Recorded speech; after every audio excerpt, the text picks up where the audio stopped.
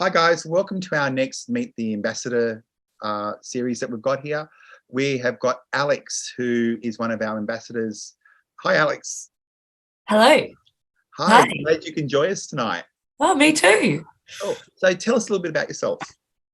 So I am an early childhood professional, I call myself, because I have about 5 different roles and hats. So I work with AGECS as the engagement coordinator, but I'm also a kindergarten teacher in the northern suburbs of Melbourne, up in Fawkner.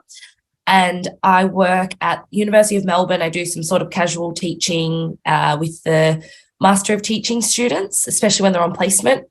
And I pick up odd bits of sort of consulting and contract work to do with early childhood when the opportunity presents itself, essentially. So I've got fingers in many pies.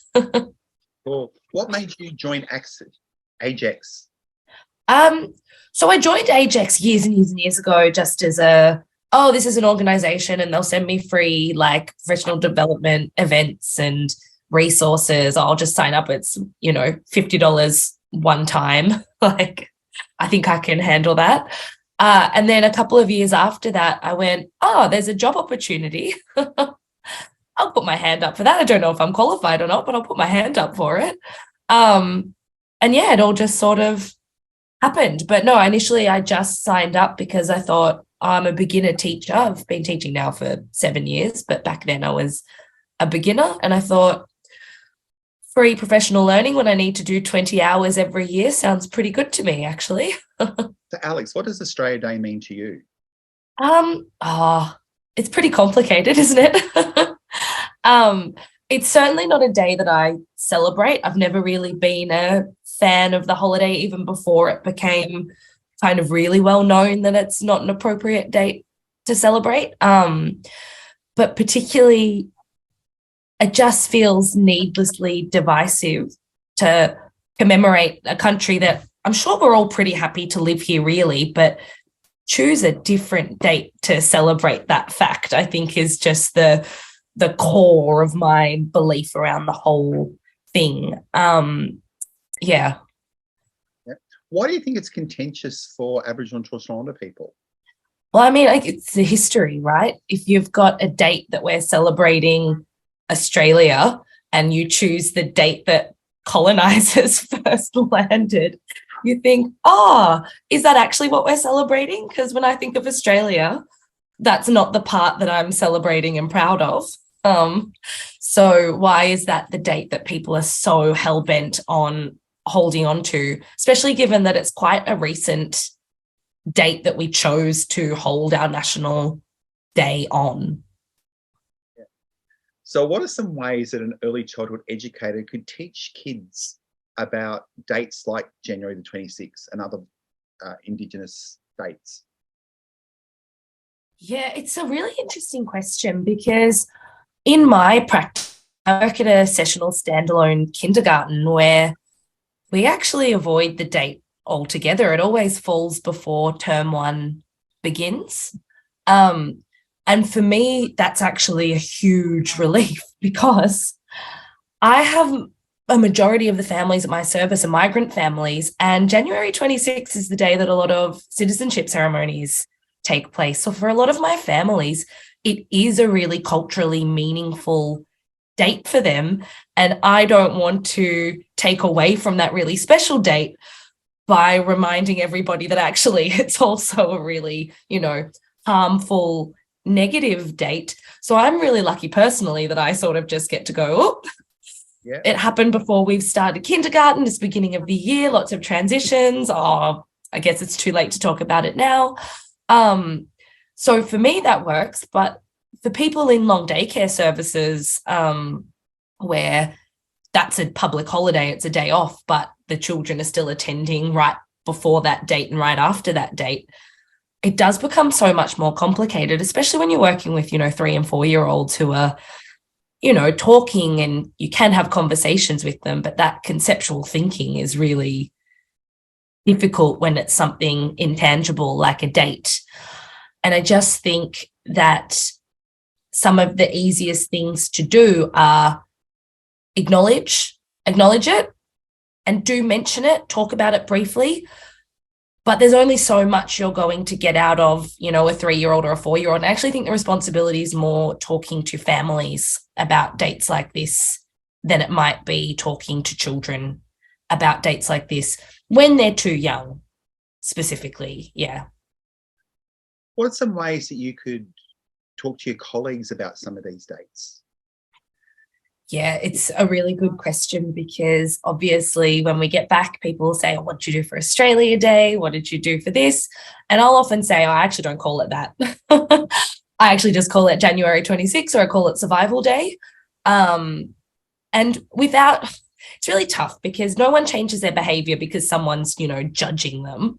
People change their behavior because they're motivated by doing the right thing. So I find that, yeah, you can point out like, oh, maybe it's not the best day to celebrate, especially if people were doing activities in the workplace with children. But personally in the workplace, I'll just say, oh, no, I don't really do anything on that day because of, the negative history associated with that date. I'd prefer to celebrate Australia on a different day. And I just sort of leave it at that. So, Alex, what does reconciliation mean to you? So reconciliation to me means acknowledging and learning about the past so that we can move into a much better future. That's sort of how I conceptualize what reconciliation actually means and its purpose. Yeah. So how do you explain reconciliation to young kids? So I work with mostly 4-year-olds, and a lot of the children in my service are learning English as an additional language. Some of them only speak English when they're at kindergarten. So I find that the best ways to sort of incorporate ideas of reconciliation and perspectives is through really tangible activities. And I actually don't necessarily teach reconciliation as a topic. It's more a framing around why I'm incorporating and embedding Aboriginal and Torres Strait Islander perspectives in the first place.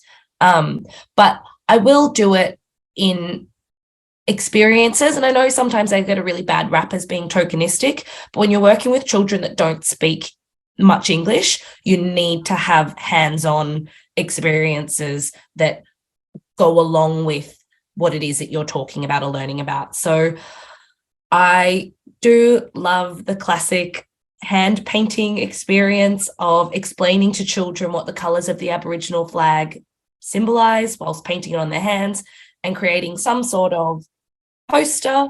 I find posters can actually be really helpful because it ties what you're doing to a thing. So this year, just recently actually, the council that I work in, Moreland, was renamed to Marybeck. And we made a poster with my group that just said, welcome to Marybeck. And it just seemed like a really, meaningful and significant reason to incorporate this flag-based activity. But a lot of the other things I do are more embedded rather than specific activities. So it's including language that I know and explaining the language that I know and where I know it from. Woman-Jekka in Victoria, in Melbourne specifically, is a really obvious one. But even other words and phrases that I've sort of added to my repertoire. So like a yarning circle, explaining to kids what a yarning circle is and incorporating those ideas into how we act and what we do at kinder.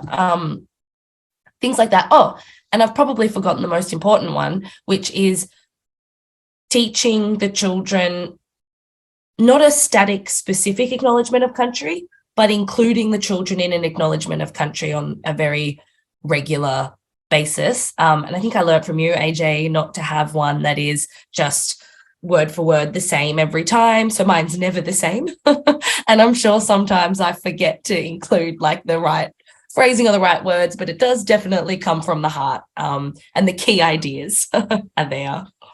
Cool. I've got a good question for you here, which is what will be your dream for reconciliation in the future? Oh, that's such a good question. I love future thinking. I think I think using New Zealand as an example, and I understand it's really different because in New Zealand, there's one sort of group of First Nations people as opposed to Australia, where there are so many different groups, language groups, cultural groups. But just the idea that, you know, an Indigenous voice is central to how the country runs. I mean, for starters, we'd be a, you know, republic and in my future where we have reconciliation, we would no longer be a colony of the Commonwealth. We would be our own independent country. But it would just be a country where we really celebrate the fact that we're living on the land of the oldest living continuous culture in the world. And how is that not something that we're just, you know, emanating pride from? So it's more of a general vibe that I'm feeling when I think of reconciliation in the future rather than like a specific, you know, mandate. But it's one where every single person goes, wow, how cool is it that, you know, we're amongst the oldest living culture in the world. So, Alex, what are some places that early childhood educators could go to start educating themselves on Aboriginal and Torres Strait Islander history and the contemporary issues? Well, for starters, they should go and watch all 12 reconciliation series seminars that AGECS delivered in the past 18 months. And if they haven't done that, I would implore them to pause right now, go and do that, and then come back. And then for other resources, I would say that looking further into the organisations that we actually spoke to during the reconciliation seminar series is really helpful. I learned so much just from the About Us pages of Snake, of Reconciliation Australia, of VACA, of VEA. Like, it's really interesting to see why those organisations were created in the first place, because it really does tell you a lot about what was happening at that time and then what that organisation is either morphed into or what they were always doing, because it hasn't changed that much in the time that they've been around. So I would say actually look at the Aboriginal and Torres Strait Islander organisations that exist in your community, but also, you know, nationally. And finally, and this is probably, I mean, preaching to the choir, but there are so many books out there. Like, there are so many books written by amazing Aboriginal and Torres Strait Islander authors. I was just gifted a book called Another Day in the Colony by Chelsea Watego, which I haven't started reading yet, but it's there waiting. I got it last week. But you just get perspective and history from really talented writers. So you don't even realize how much you're learning because it's just, I mean, it's hard to read, but it's also easy to read in the sense that it's so well written. Do you find it confronting sometimes, what you're reading about history and contemporary issues? I mean, absolutely. Especially, I think, when it sneaks up on you how recently some of it has been happening or currently happening. I think it's when you go, that's really horrible, but it happened in the past. And then, oh my goodness, wait, no, that's really horrible. It's happening right now. That you just take a moment. You're like, oh, how is it possible that we live in Australia in 2022 and some of these things are just still occurring? It's illogical. So you just go like, oh my gosh. What would be 2 things that every educator should know about working with First Nations families? So I think the first thing that every single person, you know, listening to this today needs to know is that they're quite probably teaching First Nations children, and they don't know that they're teaching First Nations children because there are so many families that just do not feel comfortable putting that information on their enrolment sheets. And when you think about it, unless you've gone out of your way to prove to those families that you're a trustworthy and respectful and inclusive person, why would they share that information with you? Like, it really is on us to make sure that families feel comfortable sharing that information in the first place, because so many don't for really good reasons. And I think that's the second thing to keep in mind is you have no idea of the experiences of the families you're dealing with. So we always have empathy for our families, but I would say you got to turn it up a notch when you're dealing with First Nations families, and they might not need it. They might not need that extra empathy. They might be fine. But if they do need it, then they really need it. So just, turn it up a notch. And in saying that, make sure that when you are turning the empathy up, that you're also listening more. I mean, it's always important to listen, but I think there's hearing and there's listening, and it's really important to listen. Alex, what do you believe are some of the major barriers to early childhood educators incorporating First Nations perspectives into curriculum?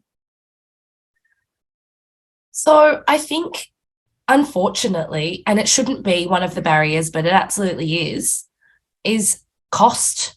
It is expensive a lot of the time.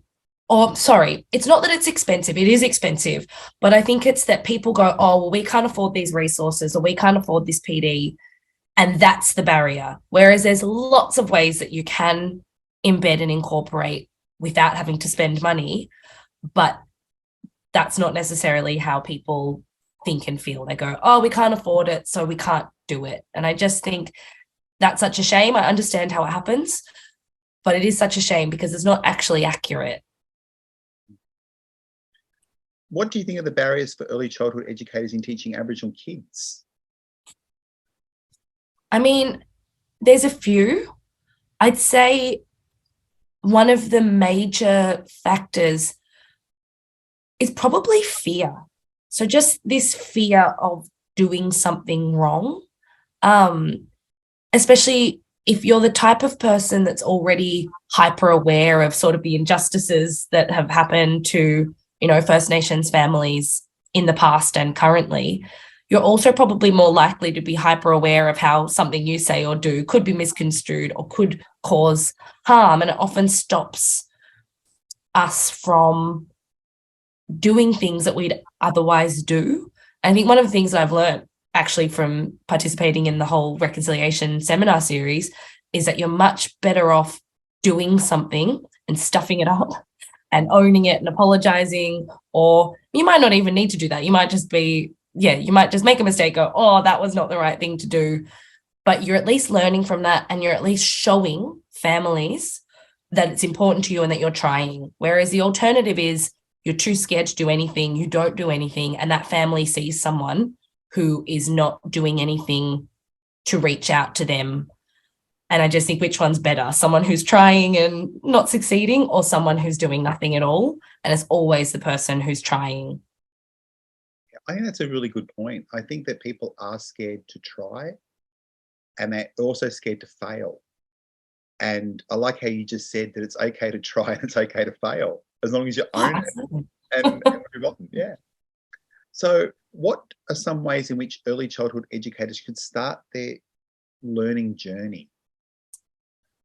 So one of the things that I've done, and I found it really useful, and I think everyone should do it if they're active on social media, is to find and follow Aboriginal and Torres Strait Islander creators and activists, because then you're just kind of passively learning every day, because you'll just read something, it'll ruminate back there, and it just slowly builds this knowledge that you have that then helps you make, decisions about embedding perspectives in the future. So my advice would be find activists, find creators, find performers, follow them on social media, and before you know it, you'll just have a pretty big repertoire of ideas even. Do you have any recommendations? It's going to sound really weird, but one of the recommendations I have is actually a social enterprise. They're a clothing company called Clothing the Gaps. And through them, I have been introduced to ideas that I hadn't thought of, but also linked in with community events that are happening. They helped organise one of the rallies for Cassius, that really awful story from just, a few weeks ago at this point. But they're a social enterprise, and they buy and make clothing, and then, the money from that clothing goes into Aboriginal and Torres Strait Islander, charities and services. But yeah, they also share heaps of really interesting information, and also other activists who you can then sort of go, oh, I like this person, I'm going to follow them, and they're really interesting, I'm going to follow them too.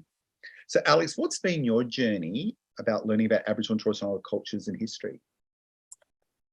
So surprisingly, given the fact that I'm from a rural Victorian farming community, I actually was taught about this in school, although admittedly it was very much this is something that happened in the past and does not happen anymore. And I don't know that it was super accurate, but I have known since I was a child that there was, horrific violence towards the First Nations people that were on the land that my community farmed. And I've known that since I was quite young. I mean, we were taught some inaccuracies. We were taught that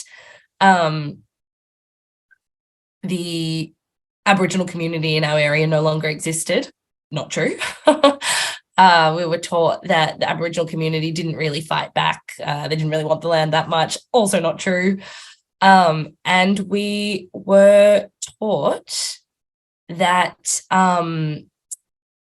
everything that happened a really long time ago, and that sort of stuff doesn't happen anymore, which also obviously untrue. But no, I honestly don't even know which teacher it was, because it's quite progressive, I think, back then for a teacher to have brought it up at all. It wasn't in the curriculum back then. It was the teacher deciding to tell us about that. But yeah. Did you actually have elders and community members come in and talk at the school? No. So I was in primary school in sort of the late 90s and early 2000s. And it very much was communicated with everybody. I'm trying to think of the right word to use, that there were no local Aboriginal community members anymore, that they were all gone because of what had happened in the past. And it was probably not till I was in uni that I went, hang on, I actually don't think that's true. Yeah. Yeah, and obviously it wasn't true, but oh my goodness, it was really like in my head. And for a long time I went, hang on a second, that can't be correct.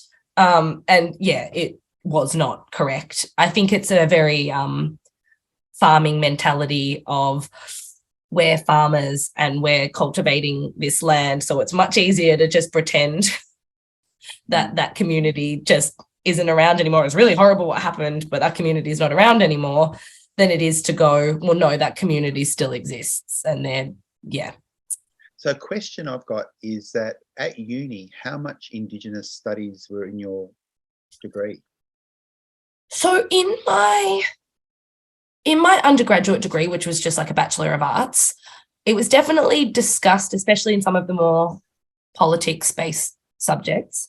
But in my master's degree, which was Master of Teaching, it was sort of interwoven into every subject, which was really helpful for me when I went into practice myself, because it was just normal to sort of include Aboriginal and Torres Strait Islander perspectives in what I was doing, because that's how it had been taught to me at uni, which that would have been sort of the mid-2010s, so 2014 to 2016, that the university was doing that. Did you find it challenging? I mean, yeah. At university, not so much. Like I said, I'd had the benefit of learning some of the really confronting stuff when I was quite young.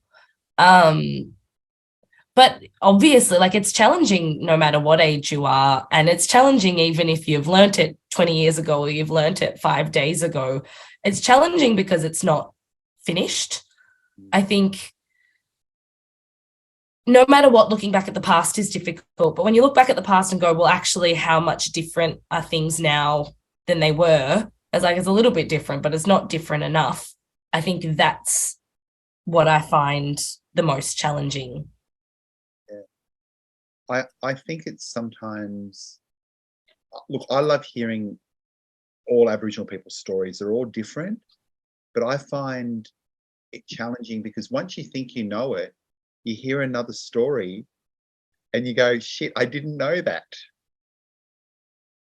Oh yeah, you cannot know Aboriginal and Torres Strait Islander culture, can you? Like, it's impossible. Yeah. Do you actually have any First Nations idols that you look up to? It's a really good question, because I'm sure I do, but it's not because they're First Nations people, if that makes sense. But oh my goodness, yeah, I'm sort of drawing a blank at this point, because I just want to reel off every single person that I know, because being able to be outstanding in your field after facing so much, adverse circumstances is incredible regardless. So even if you look at yourself, AJ, or if you look at, we were just speaking with Kerry Arabina earlier, I think anyone who turns their passions and their motivation, they turns their passions into their career, and they've done so coming from potentially really disadvantaged circumstances, it's just incredible. What tips and strategies would you offer early childhood educators who may have no idea even where to start their personal journey of learning about culture? It's a really difficult one, and I almost think you sort of need to traumatize yourself a little bit first to be open to learning everything else. So I almost think you need to go out there and actually hear the really bad stories. There are so many, but I think actually hearing, I mean, if you've got the opportunity to hear it firsthand, that's amazing. But even watching movies, I mean, we all watched Rabbit Proof Fence back in the day. That honestly might actually be a good place to start, because it opens you up to learning a little bit more, because I think you really do need to be in a point of despair where you go, this is unacceptable, to be able to really take everything else on board as well. And then by the time you get to the feel good, happy stuff, you really, really feel good and are happy about it. So, Alex, have you had any experience working with reconciliation action plans? So, the first and only current experience I have of working on a reconciliation action plan is the AGECS Reconciliation Action Plan, which I didn't participate in the initial sort of drawing up of the reconciliation plan, but I have been part of the actioning the deliverables, which has been an absolute delight, because the deliverables are really, proactive and positive, and it is just, a really warming thing to be a part of. Yeah. What made you want to come on the action plan? Want you to come on the reconciliation action plan committee? I think it started just as a convenience thing, right? Of, well, Alex, you have to be here for whatever reasons. But I don't think anyone was expecting me to be maybe as involved as I was. I think my job was sort of to sit back and take minutes, and I just had too many things that I wanted to contribute as well. So I think it was once I was there, I don't think you were getting rid of me, pretty much. Yeah. And you've done really well. And I'll take this opportunity now on the video to thank you for all you've done on the RAP, but also for us putting the reconciliation series together. Yes. I might moderate it, but you actually record it all and you get it up on the website so people Make sure it gets there. Right? So it takes two of us to actually get this thing up and gone. The dream team. Yeah. So what are some really easy things about doing a RAP? I think coming up with the ideas to a certain degree is the easy, fun stuff. You sort of might let it run away from you a little bit, but it's just going, I've got the opportunity to be proactive. So what are the things that I can do with the platform that I have that are going to make like a difference? Like, the easy part is the feel good element of everything I'm doing is positive and it's active and it's a step in the right direction. Yeah. So what are some of the hard parts that you might think of in doing a RAP? I mean, I think I've been really lucky that it's been an overall really positive experience for me. But I imagine that when you start putting together those deliverables, actually figuring out what's achievable, not just in terms of what your actual output is, but also the organization that you work for. Like, I know AGECS was so on board with the whole reconciliation action plan that I don't know if anything really got vetoed. I think a couple of things got pushed back on the timeline, just from a logistics point of view. But I think maybe it is really difficult when the values of the organization don't necessarily align with the values of the Reconciliation Action Plan Committee, which, again, something we've not really had to experience. Yeah. And hopefully that's for the next RAP as well. Yeah. Now, if you were trying to provide advice to early childhood service that wanted to start a RAP, where would you suggest they start? Well, I would suggest that they go to the AGECS website and have a look at our Reconciliation Action Plan launch, which is on the reconciliation page. Number one. But the early childhood online community is amazing. And I'm sure everyone watching this is already part of at least one sort of Facebook group or something. But lean on your community. If you're going to learn anything from, our Aboriginal and Torres Strait Islander community members in Australia, it's community, right? So actually talk to people who've done it. You don't have to copy other people, but just get an idea of what you're in for. Starting with a blank page is really daunting, and it's probably not that effective. Think about what the actual outcome is. You're not doing the Reconciliation Action Plan as a vanity project. You're doing it to improve your services culture and to improve, and it might be in a really minimal way at first, but to improve the lives of every Aboriginal and Torres Strait Islander person who comes into your service. If you think about that, then at least it makes it a little bit easier to sort of get started. Bit of a question, last question for this is, why do you think it's really important for organisations to actually have a reconciliation action plan? So I think it's twofold. I think reconciliation action plans hold you accountable. So it's heaps of people. I would hope that 99.99% of the population cares about reconciliation and is striving towards being a more open and accepting person. And that's great. But an action plan actually holds you to account. It says you need to come up with these ideas that you are then going to follow through on with these dates. It just means that things get done.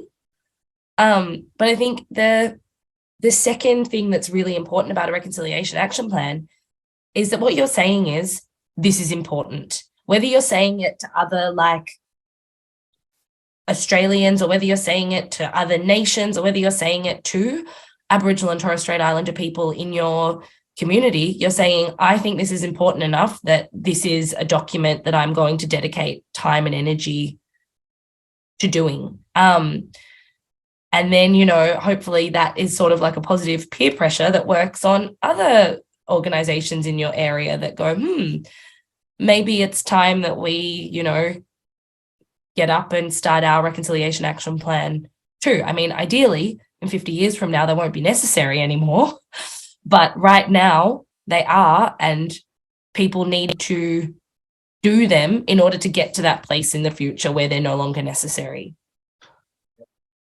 Final question I've got for you is, from tonight's conversation with us, what do you want early childhood educators to walk away from knowing?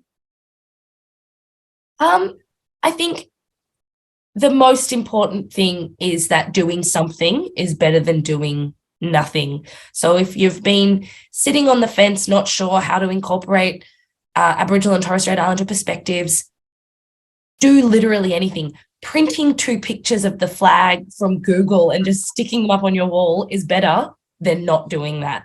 And I think that applies to pretty much anything that you could think of doing. So just get up and actually do something. And you might not be ready to start a RAP yet. Maybe you do need to spend a little bit of time actually getting to a point where a RAP would make sense for your organisation. but just start doing that tomorrow. There's really no good reason not to. Cool, Alex. I'm just watching the time. It's come to the end of our interview. I want to say thank you for chatting with us today, and it's always a pleasure to work with you. So thank you very much. Oh, thanks so much, AJ. I can't believe time went so quickly. Talk to you soon.